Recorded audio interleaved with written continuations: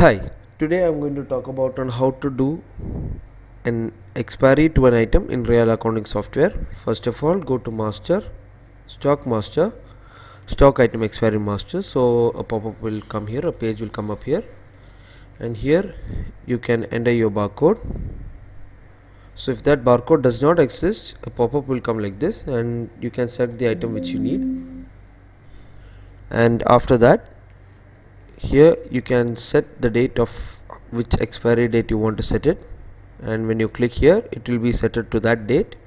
And if you want to see the product history of this item, when you click this you will get the inwards and outwards of the product. And after that, how many products do have in this date, so enter the quantity here and click add. And if you need to check it, you can go to items expiry report, and when you load all, you can see the items here. Thank you.